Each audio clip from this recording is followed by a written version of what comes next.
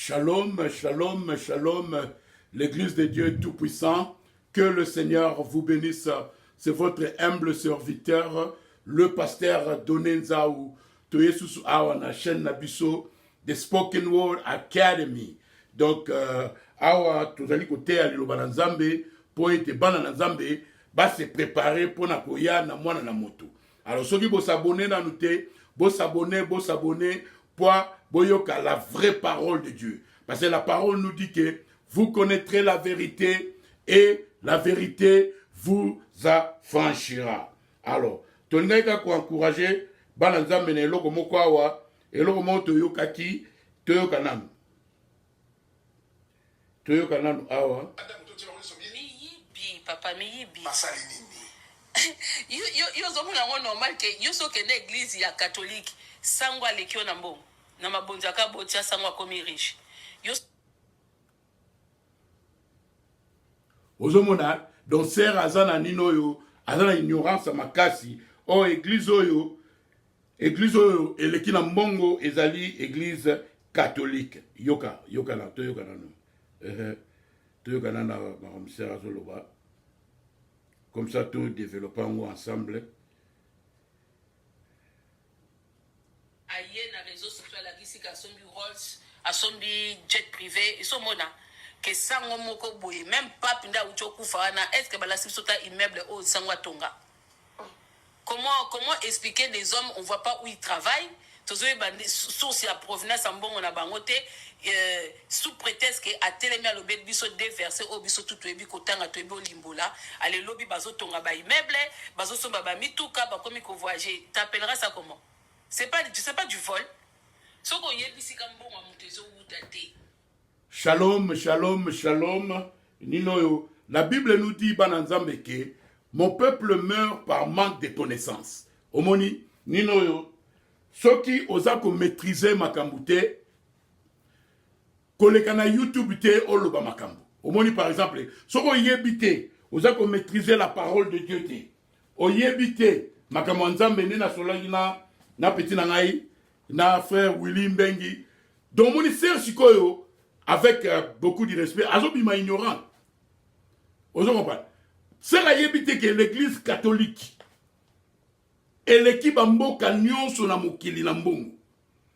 Église catholique et yibaka bambongo ya batu nyonso. Tant basali ba pénitence, sali ba yibi ba or. Dans l'église les plus riche na monde. Et l'église catholique. L'église le plus diabolique dans le monde. Vous avez ignorance, hein? Et puis, l'homme sert à l'obité. On est nini, muto, boye ba pa mbongo ne, that's not your business. Et tel yote, so vous faites la mbongo, faut na yeba ke mbongo wa. Parce que on a mbongo, et tel yote. Alors, tu lingi ko enseigner bananzambe ke. Okoki ko rendre un service à Dieu en dehors de sa volonté. Et ça place, il y a CRT, à l'écran YouTube, à attaquer Basali Nzambe. La Bible nous dit, ne touchez pas à mes soins. Au moins, Babylone, Moussoussou, Yoko Katsake, Tipoyo, aventurier.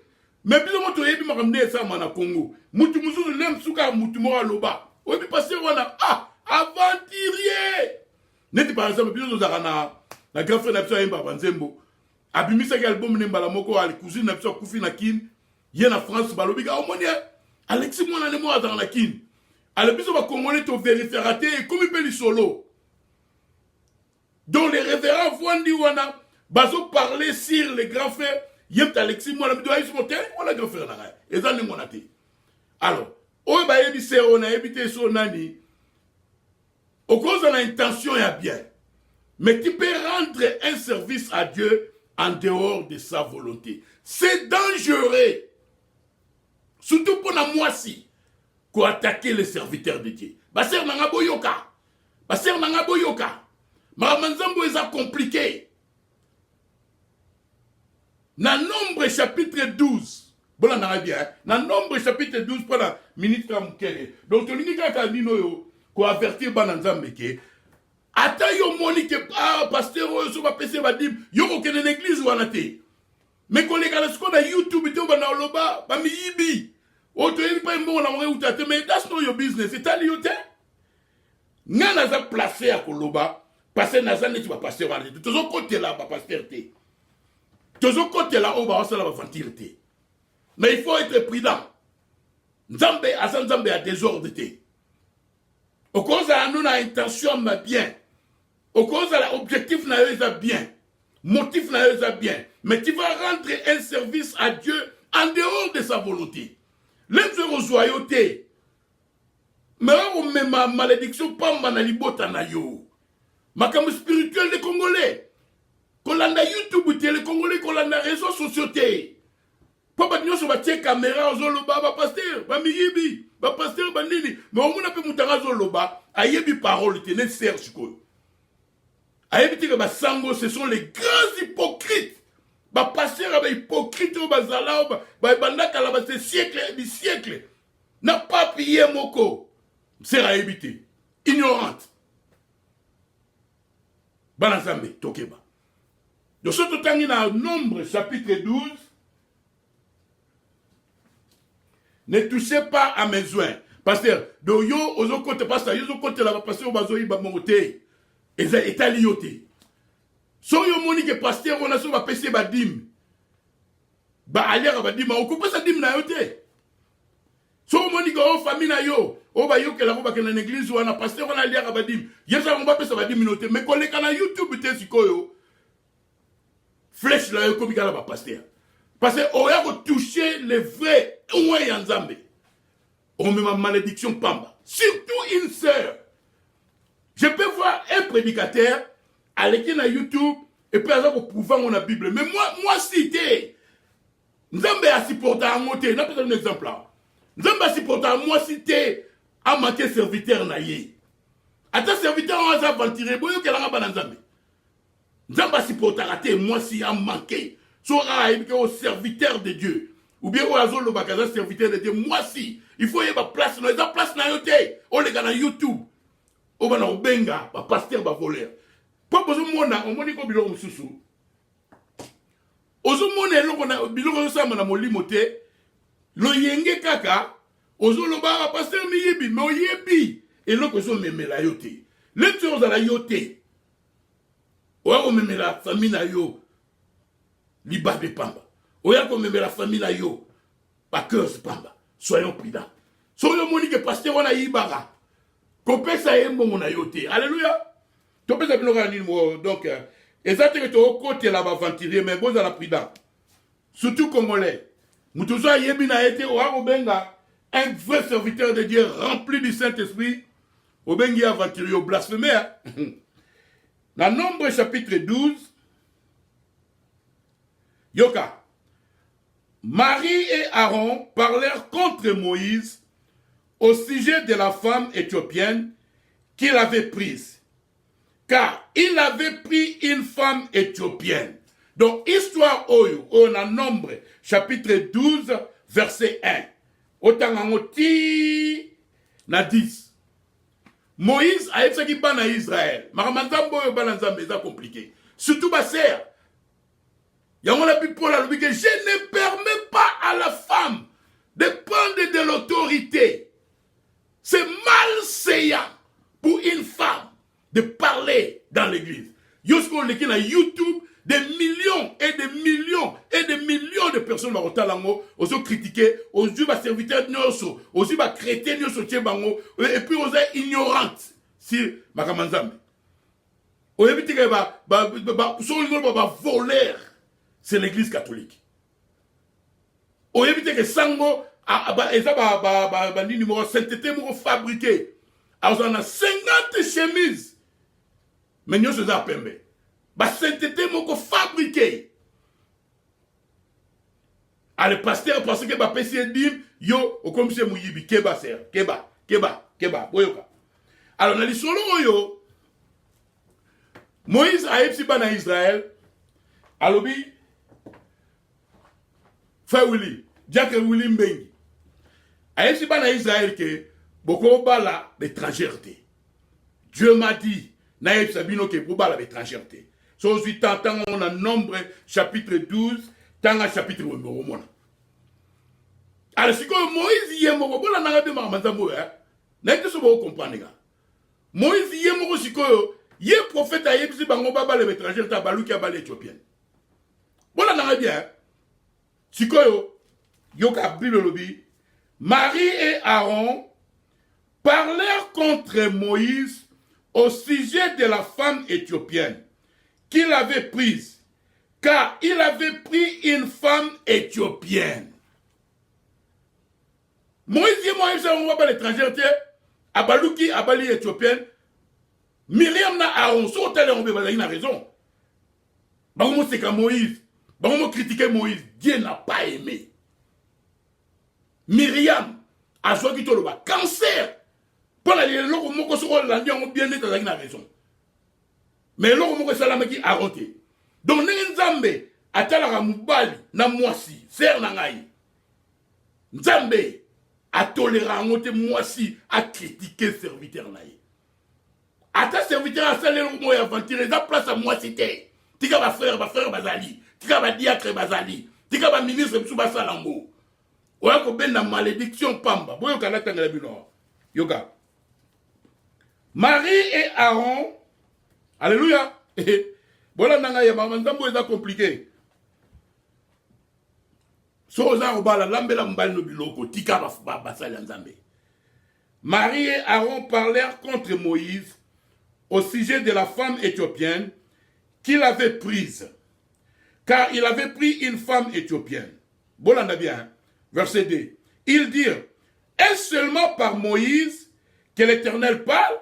N'est-ce pas aussi par nous qu'il parle? Donc parce que Moïse, Moïse a dit prophètement aventurier, Ndamba lobelaka yete, net se wazoloba. Mutoyo verso bisono soyebi keba bana nzambe.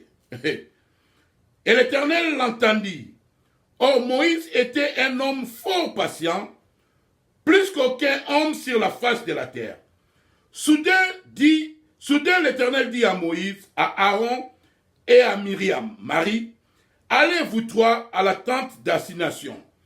Et ils y allèrent tous les trois. L'Éternel descendit dans la colonne du nuée et il se tint à l'entrée de la tente. Il appela Aaron et Marie qui s'avancèrent tous les deux. Verset 6. Et il dit, l'Éternel, écoutez bien mes paroles. Lorsqu'il y aura parmi vous un prophète, c'est dans une vision que moi, l'Éternel, je me révélerai à lui. C'est dans un songe que je lui parlerai. Verset 7. Il n'en est pas ainsi de mon serviteur Moïse. Il est fidèle dans toute ma maison. Dans ma seule différence entre le prophète et Moïse. Mais Myriam na Aaron Baoseka. Yoka. Il n'en est pas ainsi de mon serviteur Moïse. Verset 7. Il est fidèle dans toute ma maison. Je lui parle bouche à bouche. Je me révèle à lui sans énigme. Et il voit une représentation de l'Éternel. Pourquoi donc n'avez-vous pas craint de parler contre mon serviteur, contre Moïse? La colère de l'Éternel s'enflamma contre eux et il s'en alla. Verset 10, la nuée se retira des sites de la tente. Sotaliango au continuer, au monake, tant qu'on va ici bas. Myriam a eu lèpre. Tokolo a eu cancer. Pour ce qui Moïse, na ilo comme mon ami que net Moïse t'a la faute. Mais Moïse t'a balobi, bon ben ensemble té. Bozo c'est qu'à serviteur na mais Moïse sur tel homme Moïse t'a la faute. Na kunzu prophète de Dieu surtout tant que sur la nzambe yo yebité. Surtout ba sœur. Donc mon est-ce que Aaron na Myriam, ba on ba c'est qui Moïse, Aaron comment est malade. Myriam comment est malade. Donc nengen nzambe a salama kamna mubali na moi c'est andé moté. So moi si azo critiquer serviteur de Dieu, nzamba sipela na ouvwa mingité. Nzamba supporter angoté. Mais ako supporter mubali. Alléluia. So quelqu'un dans Genèse chapitre nino na Genèse chapitre 17, nzamba yepa Abraham akomi dia mukolo. Nzamba yesi Abraham obota.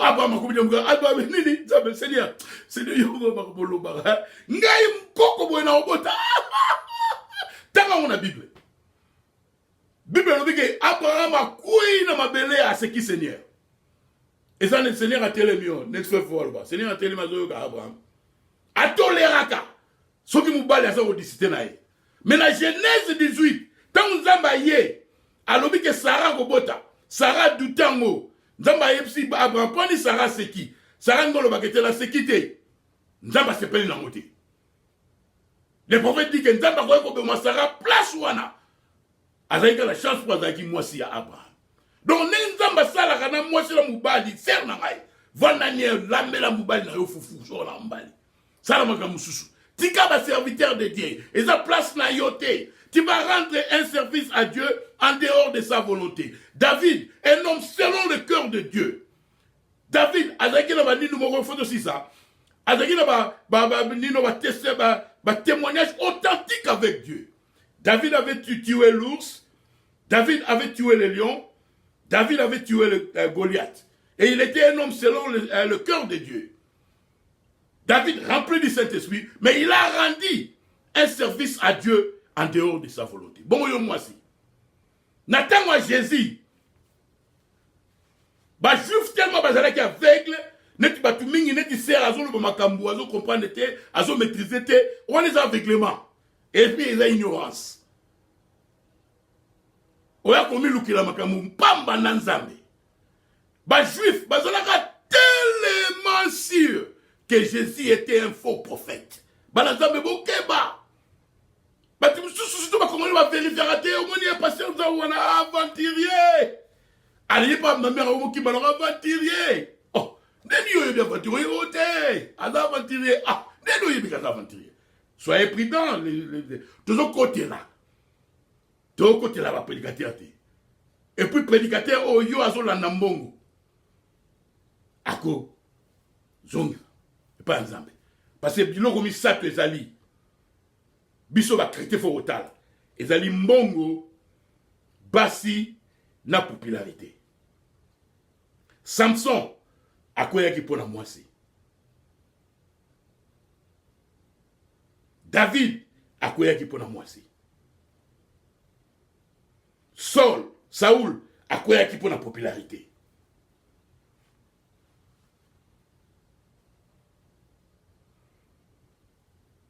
Prophète Neno akoyaki pona mbongo. Un faux prophète. Donc faut total mbongo basi na popularité. Faut total faut miyeba.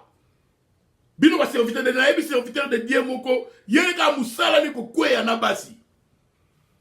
Serviteur donc mais bilo misatu ezali money, popularity and women. Mbongo popularité na basi. So tali mingi ba serviteur de Dieu. Ba msusu ba kokarate ba koya na basi. Ba msusu ba lingi popularité. Ba msusu ba lingi mbongo yango koyaka. Ekwesa batu. David a quoi pour la moitié. Samson, un frère serviteur de Dieu, a quoi pour la moitié. Saoul, popularité. Tous à la prudence. Tous à la prudence. Tous à la prudence. Que le Seigneur